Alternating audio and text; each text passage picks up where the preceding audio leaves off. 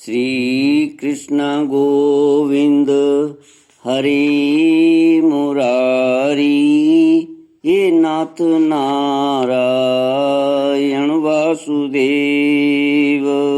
श्री कृष्ण गोविंद हरि मुरारी, हे नाथ नारायण वासुदेव। सच्चिदानंद रूपाय विश्वोत्पत्त्यादि हेतुवे तापत्रय विनाशाय श्री कृष्णाय वयं नमः। सच्चित आनंद स्वरूप परमात्मा जो सृष्टि के उत्पत्ति, पालन और संहार करता है तथा जीवों के आध्यात्मिक, आदि दैविक, आदि भौतिक तापों को नष्ट करने वाले हैं, अर्थात जीवों के मानसिक, शारीरिक और भौतिक दुखों को दूर करने वाले हैं, उन श्री कृष्ण भगवान को हम नमस्कार करते हैं। श्री कृष्ण गोविंद हरि मुरारी, हे नाथ नारायण वासुदेव। श्रीमद्भागवत चतुर्थ स्कंद पंचमोध्याय श्लोक 27 से। मैत्रेय उवाच तारहेम महारत्न विमान शतसंकुलां जुष्टां पुण्यजना स्त्रीभिर्यथाखं सदडिद्घनम्। श्लोक 27 से।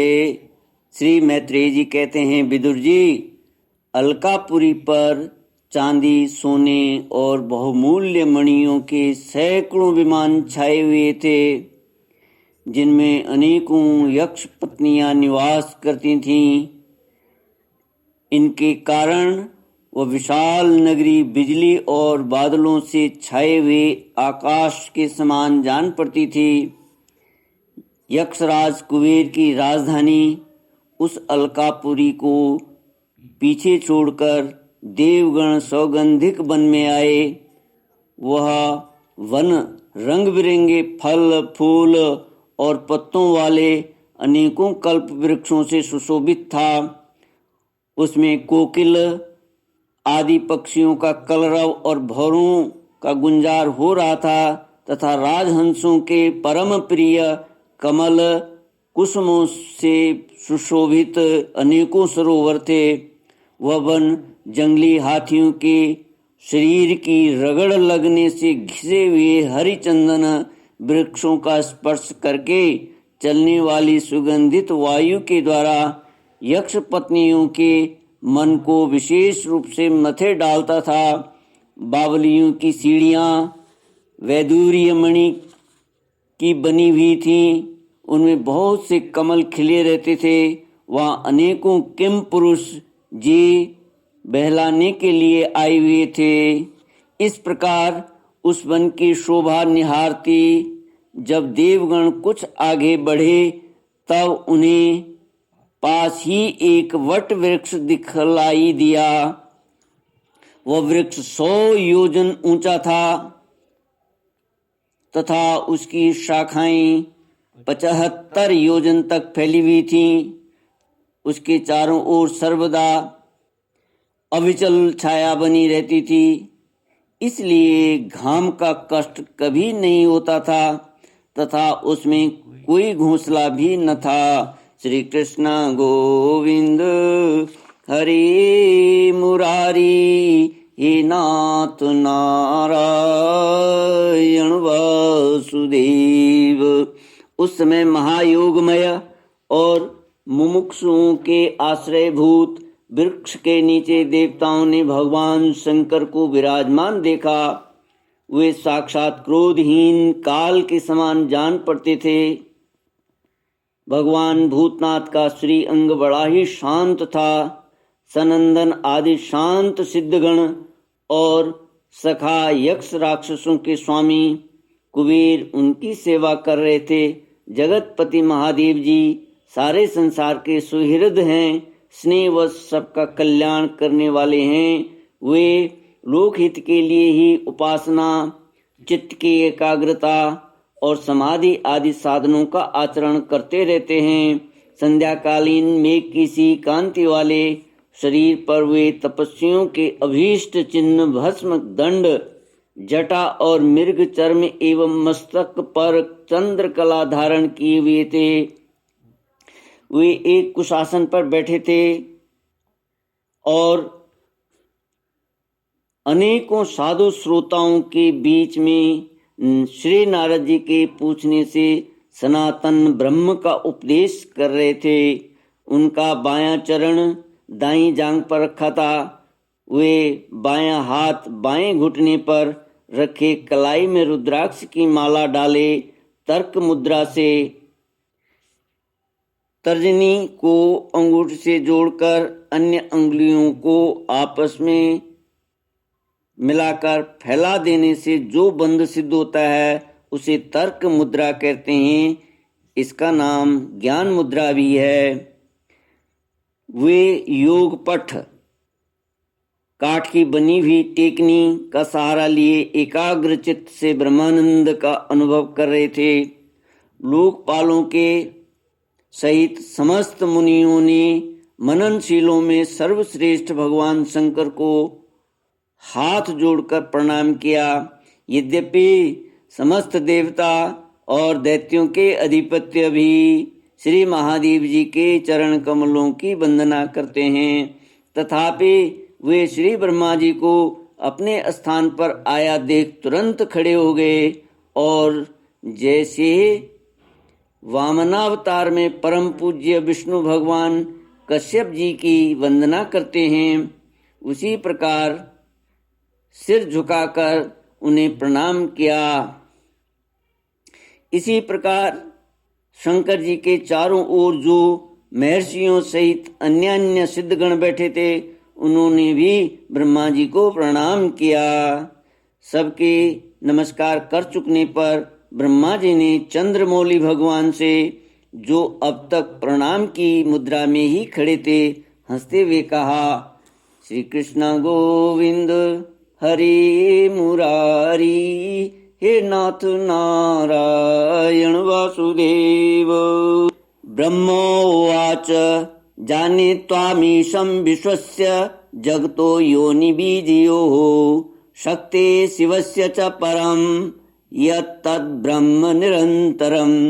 श्री ब्रह्मा जी ने कहा, देव, मैं जानता हूँ आप संपूर्ण जगत के स्वामी हैं, क्योंकि विश्व की योनि शक्ति, प्रकृति और उसके बीज शिव पुरुष